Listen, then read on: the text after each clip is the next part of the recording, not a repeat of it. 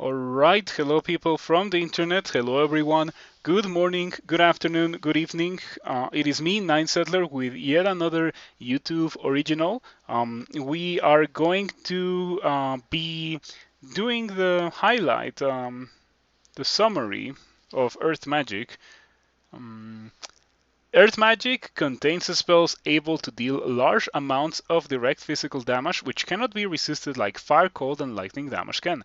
It is also linked with some transmutations with spells to liquefy the earth around you or to turn your enemies into stone. And the other paragraph, pretty much all schools say that. So yeah, I don't think I'm gonna be reading it from now on.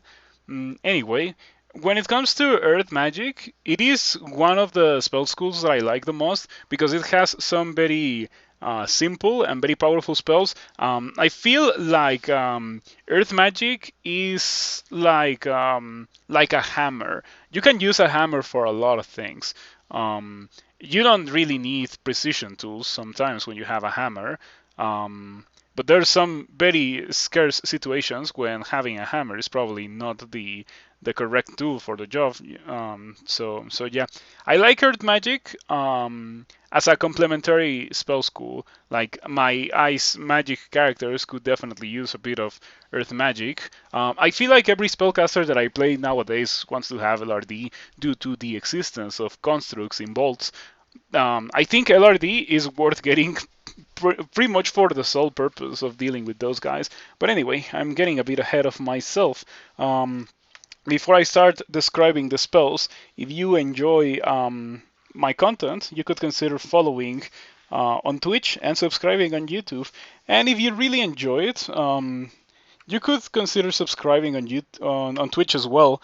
You don't have to, and I understand if you don't want to or you can't, but it does help me a lot to continue doing this. You know, that kind of thing.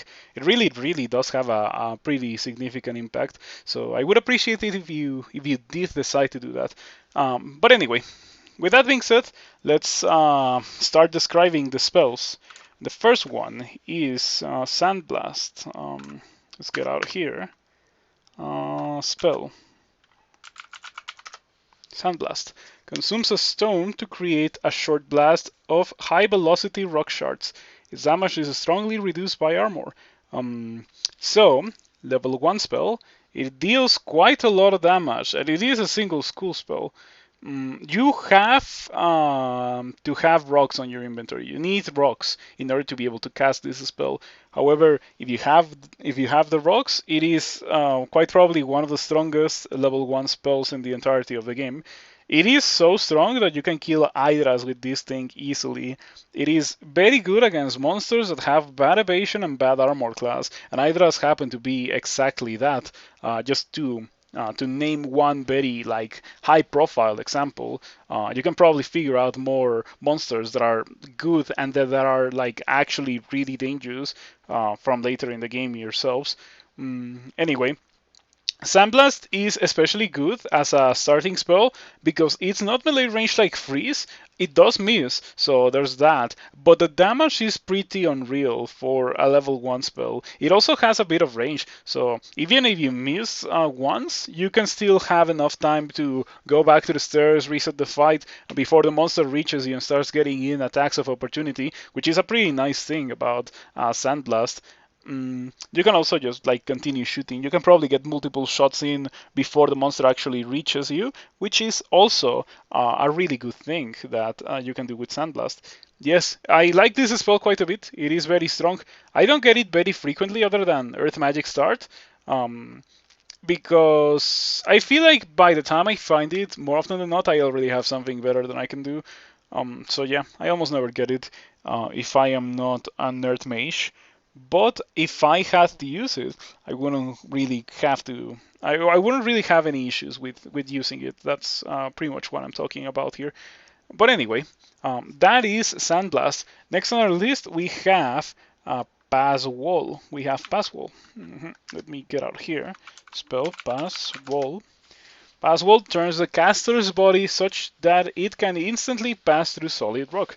It takes some time for the caster to attune to the rock, during which they will be helpless. This spell is a very cheap spell to get. As you can see, it's only level 2 dual school, so it doesn't really take that much skill to train for and use, even in relatively heavy armor. And it offers a very unique effect that is kind of like an escape option, but it is not an emergency escape option. Like, you need to be able to have a bunch of foresight and see, oh yeah, I think either this fight is gonna go wrong, or this fight with like the slightest amount of disruption or support for the enemy is going to go wrong. And that's when you use Passwall and you just bail and reset the fight, and you take it in a way that it is more approachable and more favorable to you, of course.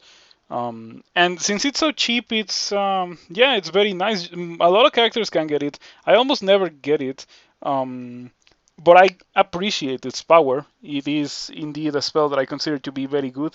Not only that, but it is also useful for things like the Orb Run, for example, where you're kind of low on consumables after doing SOT.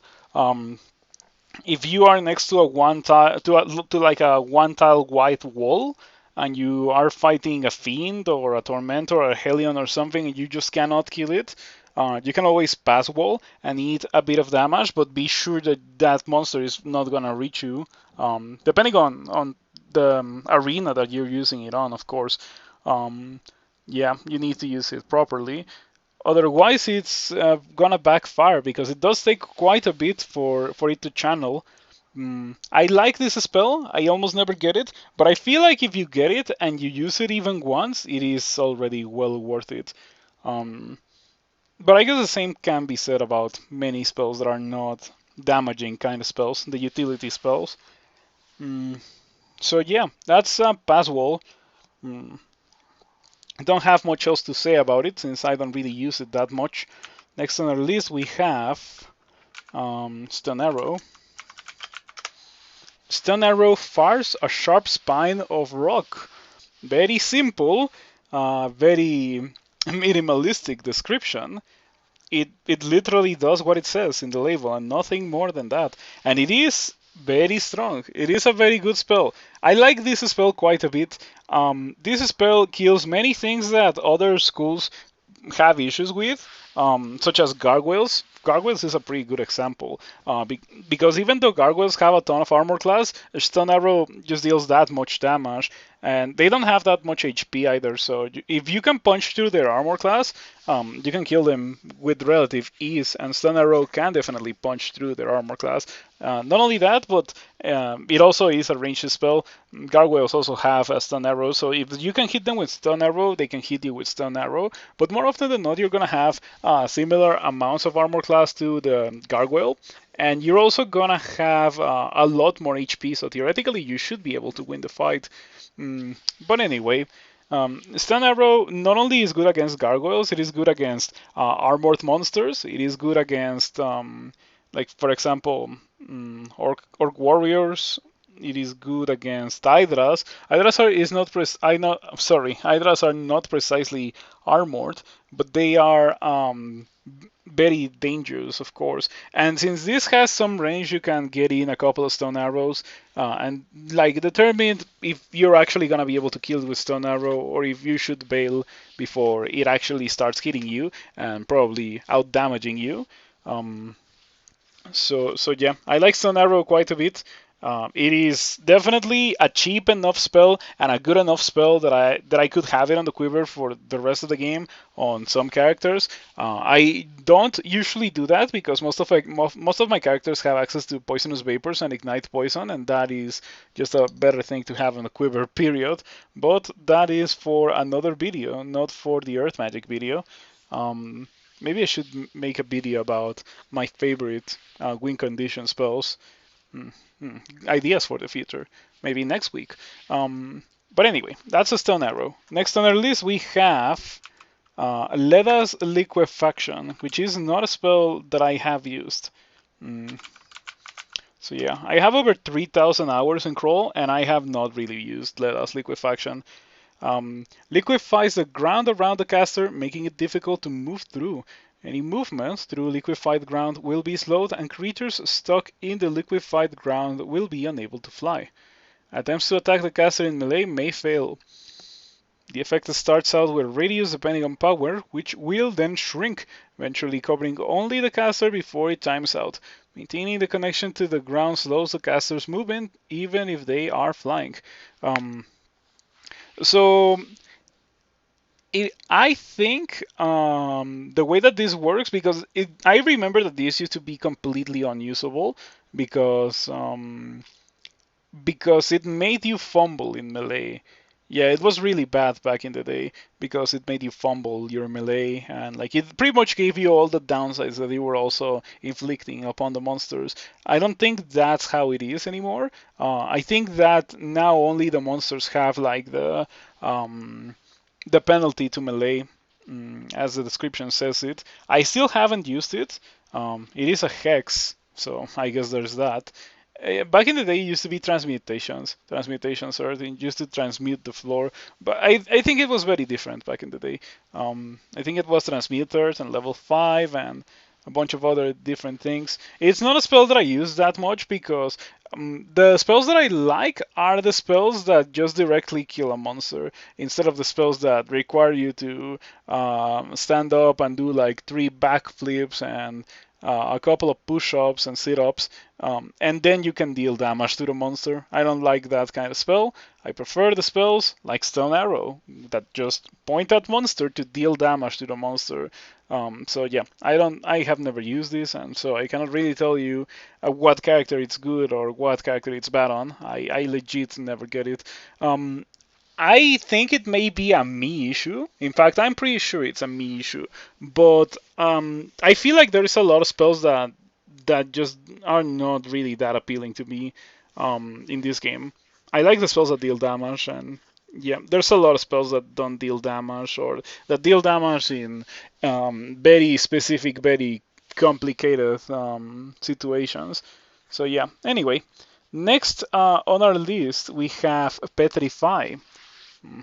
Petrify is not really a spell that I use a lot either, but I have used this one. Petrify. Petrify is a targeted creature. If successful, the target is slowed down for a while until it is temporarily turned to stone. In the state, the target will take less damage upon being hit. So yeah, Petrify is level 4 transmutations Earth. Very strong spell for defensive purposes, believe it or not. If you're fighting in a corridor and you are next to like an ugly thing, and you are fighting the ugly things, and then the first turn you take like 30 damage, and you see that there's 5 more behind this one, that's a really good situation to use Petrify on, because you're gonna petrify the one that is in front, and then it's not gonna be able to move, and you're gonna be able to run for your life. It is similar to the paralysis effect from Wand of Paralysis, but keep in mind that this is pretty much repeatable, spammable, theoretically infinite, where Wand of Paralysis is not really that. It is a consumable after all, so if you're getting Earth Magic and Transmutations, you could consider getting Petrify. Earth Magic has some pretty good spells, Transmutations has some really good spells, so getting Petrify can be pretty much free on some characters. You might want to consider this spell on those kinds of characters. Otherwise, you're probably better off going for a different like tool, depending on what your character has, because a lot of the spells in Dungeon Crawl Stone Soup are like that. You have an option that you can make with your character, depending on what you find, and it is up to you to figure out if the option that you're making is the correct one, or if you're better off waiting for something else, or just going for a completely different tool that the game has already given you. That is pretty much how you play Dungeon Crawl Stone Soup. But anyway, Petrify also has an offensive use, and that is that while the monster is completely petrified, it is vulnerable to the highest tier of stabs, the one where the monster is completely helpless and you just stab it with 100% chance to succeed. So if you're stabbing, if you have stealth and short blades and a dagger, you could use Petrify stabbing to get you out of the early game or something along those lines. I don't really use it that much, but it is an option that the Earth Mage always has access to because they start with Petrify. So yeah, if you're not going for the Stone Arrow route for some reason, you can always go for the Petrify route with your Earth Mages. Something to keep in mind. Next on our list, we have. Mm, Next on our list, we have LRD spell.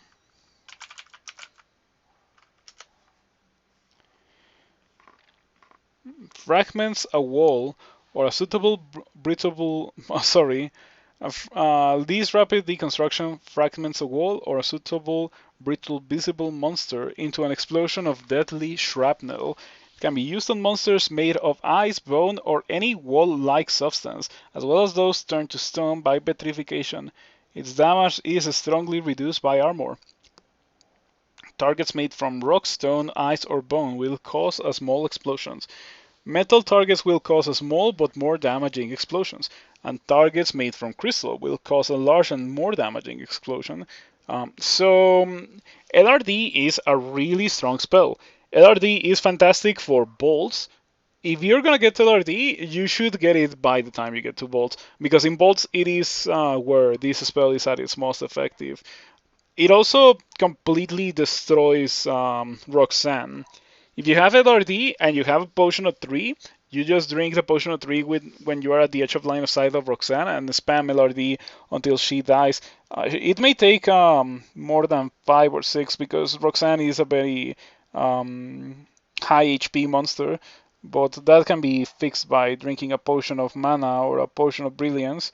Um, so yeah, LRD is really good not only for Roxanne, it is good for all statues. It is really good for constructs such as peacekeepers, war gargoyles, crystal guardians. In fact, the crystal guardians are crystal monsters. They're a target made from crystal, so it will create a big explosion. Not only you can kill the crystal guardian if you LRD it, but you can also kill whatever is supporting the Crystal Guardian. It's a really, really, really good spell. Um, and I recommend it on almost any character that can get access to it. Yeah, it is especially good because Earth Magic has some really, really good spells. So getting to like the 11 or 12 skill that you would need to be able to cast this in Earth Magic is not really that difficult. And not only do you get this, you also get access to Stone Arrow if you train a bit of conjurations. You get access to Petrify and Passwall if you train a bit of transmutations. You get access to Zombie Hands if you train Necromancy. hmm It's a really good spell. I like this spell quite a bit. Um, which leads me to the next spell in our list, which is gonna be Zombie Hands. Borngjor's Bile Clutch calls forth hands from corpses interred beneath the dungeon floor long ago.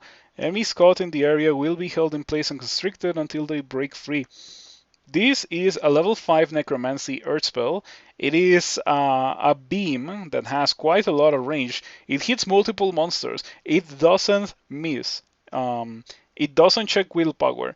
It is extremely powerful because it also constricts the monsters. So it is damage over time. And it also prevents the monsters from moving, and also it reduces their evasion quite a bit, which is a crucial thing to the next spell in our list. Zombie Hands is quite fantastic. The only reason why I don't use this much more than I already do, which is not a lot, is that Necromancy doesn't have like it's not like Earth Magic where you get a lot from training a bit of Earth Magic.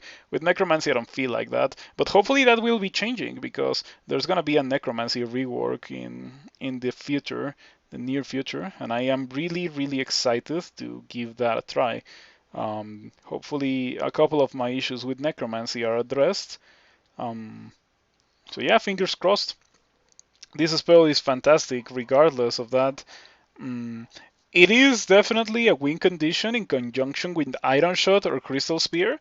It is pretty okay on its own. It is even okay with Stone Arrow. Yeah, just like a very, very good spell. I am a big fan of Zombie Hands.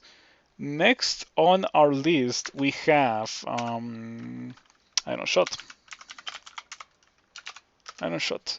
Hurls a large and heavy metal shot. So as you can see, equally minimalistic description, just as the one in Stone Arrow, because this is pretty much the evolution of Stone Arrow.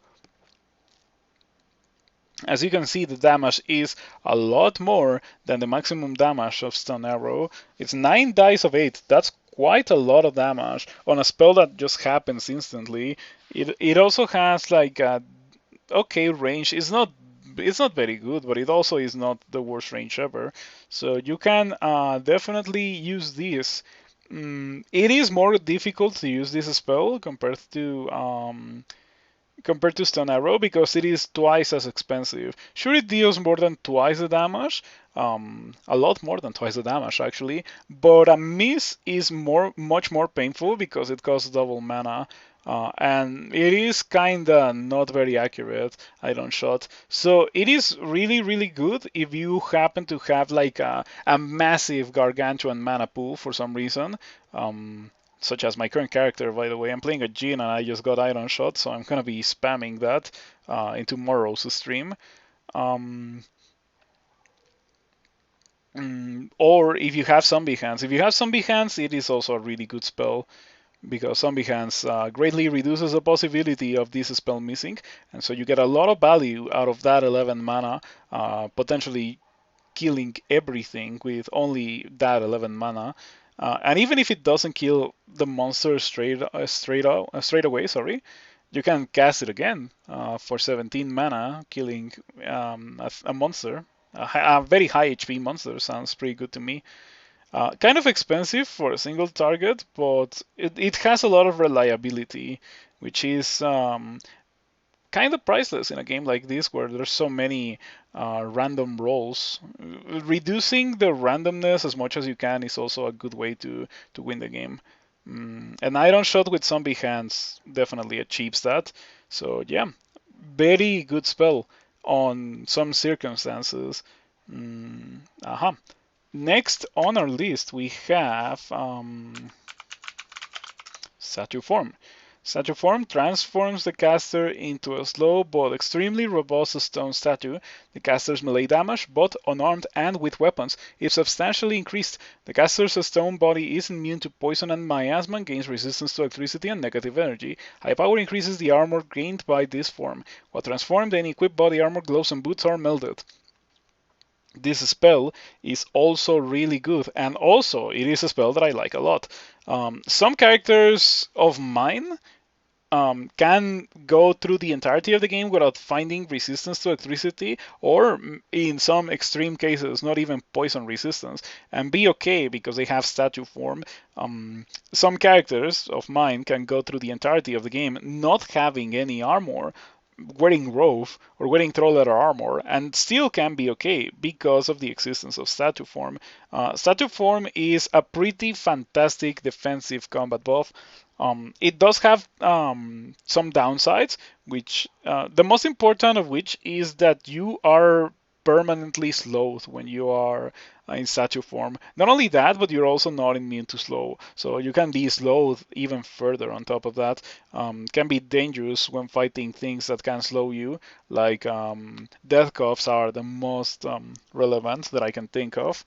Mm, but even though it has some downsides, it has some pretty massive upsides as a defensive boost.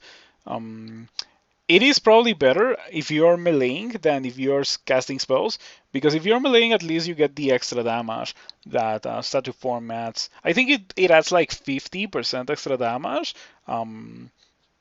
if you're using a weapon, and if you're using an armed combat, it also deals more base damage than just punching with your fists. On top of the 50% damage increase after that.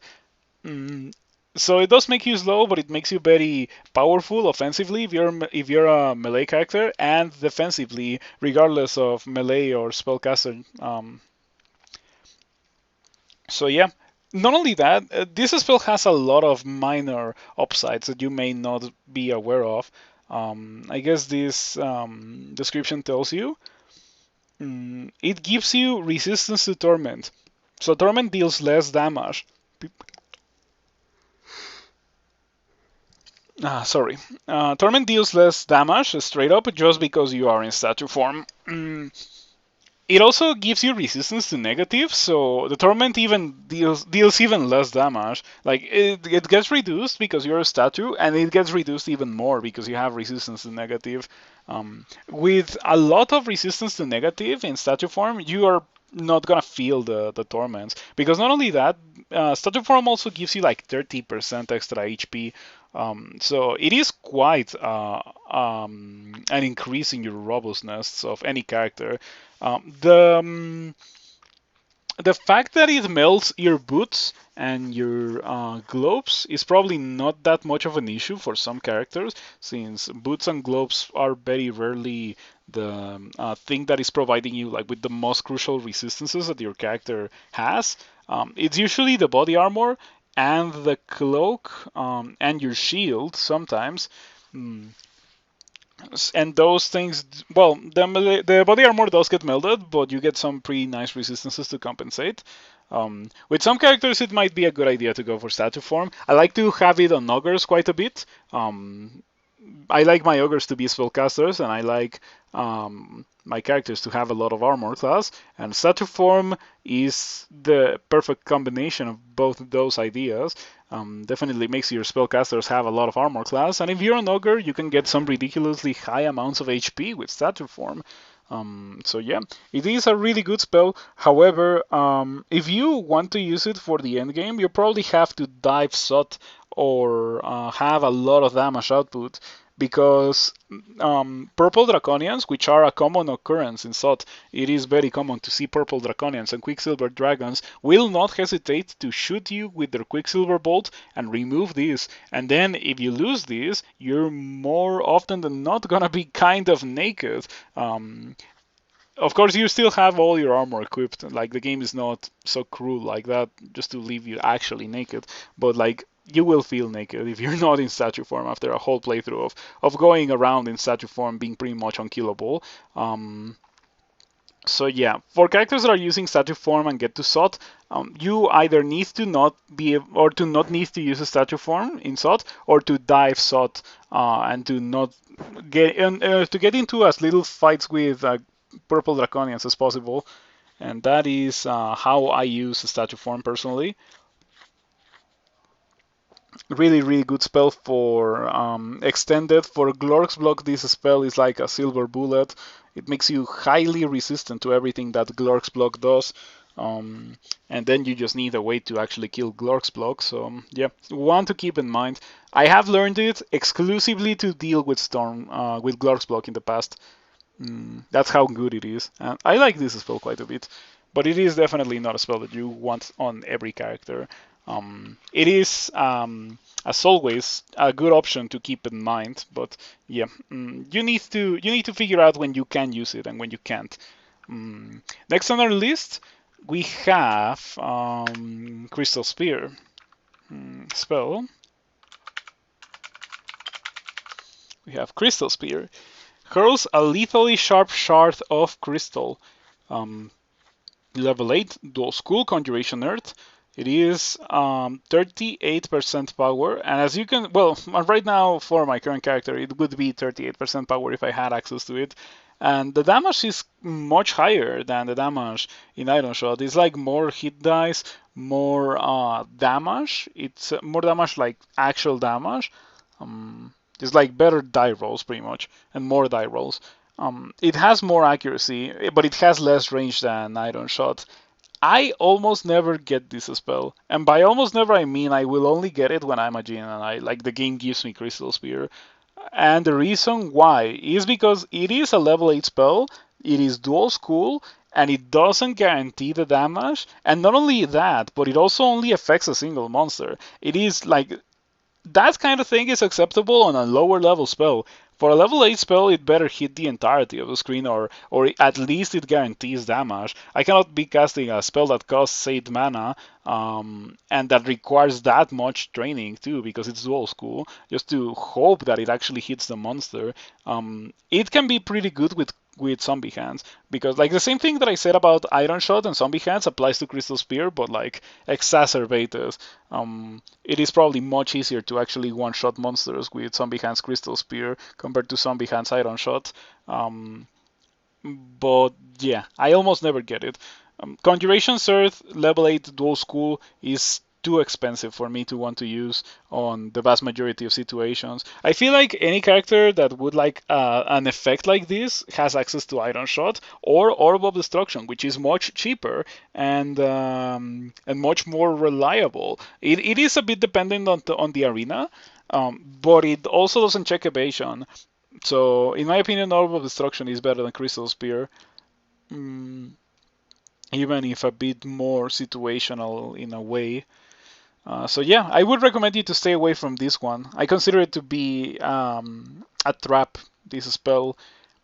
Mm, but yeah. Anyway, next on our list and the final spell of Earth Magic, unless I missed one, which I don't think I did, is Shatter. Shatter causes an enormous burst of concussive force around the caster, dealing severe damage to all nearby creatures. It is especially effective against those made from ice, bone, or any wall-like substance, such as rock, metal, or crystal, as well as those turned to stone by petrification. It is less effective against flying, gelatinous, and insubstantial creatures. It may also destroy nearby walls. This spell is really, really, really good. It is one of my favorite spells in the entirety of the game. It is a single school level 9 spell, which is a pretty good thing, just as I said in the Ice Magic video. The fact that it is level 9 single school means that it is not as expensive and unreasonable to get, and it is a spell that will literally kill everything in the game. It can kill everything in the game. For some monsters like Flying Gelatinous, Insubstantial, it is really not a good spell to kill those things, but it can kill those things. Um, the damage is kind of unreliable, with it being something along the lines of 3 dice of 71 at maximum power, which will almost never happen. More often than not, you will have it at like 3 dice of 55, maybe 3 dice of 60. But yeah, like that's some pretty good damage considering that it doesn't check evasion and it hits the entirety of the screen. It also doesn't check shield. It is a pretty okay spell, but the thing that always makes me get Shatter is the fact that it breaks walls. That ability is really strong. It's quite crazy how strong it is to be able to break things like stone or metal at will, especially later in the game. For Hell and for Pandemonium, being able to break those bolts and cheese the rune without having to fight the Hell Lord or the Pan Lord is a really, really good ability that you can only get from Shatter. Back in the day, way back in the day, you could also break walls with RRD, but that ability was removed. It was probably a bit too strong on a level 5 spell, but level 9 spells tend to break the rules of the game by design, pretty much. So that's why Shatter still has that ability. Um, Shatter is exquisite. It kills Hell Sentinels, it kills Rock Slimes, it kills skeletons and zombies and simulacra. It is, yeah, it is quite good, quite good. I like Shatter a lot. Very good spell for Crypt because Crypt is almost entirely comprised of skeletons and zombies. Um, so yeah. Hmm. Oh yeah, I should also say it is a really good spell to bring to a Ziggurat for that exact same reason, because of how good it is. Just like it deals damage, and it is just like such a powerful way to deal the damage as well. Um, It can kill levels with Hell Sentinels and Panlords and Orbs of Fire. It kills everything as long as you give it enough mana and as long as you have enough time to actually cast it, like maybe 10 times in a row for monsters that are particularly resistant to it.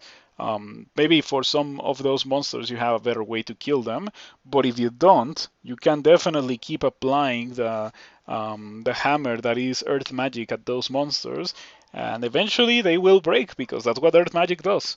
So yeah, this is a final spell on Earth Magic, and yeah, not much else to say about the school other than the things that I've already said. I hope that this video served you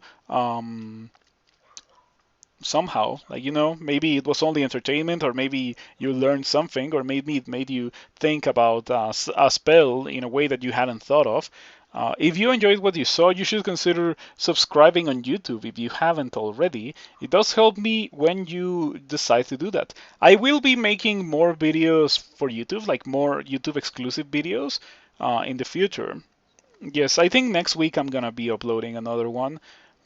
It's gonna be a couple of spell overviews where I talk about the spells. As I mentioned a couple of months ago on a comment on YouTube, I don't think I want to do a spell tier list because there's literally hundreds of spells on Crawl, and yeah, like most of the time, like some spells, you don't get every spell every run.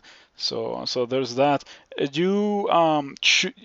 point of Crawl is to adapt to what the game gives you and make the most of what is offered to you by the floor god and sometimes your actual god.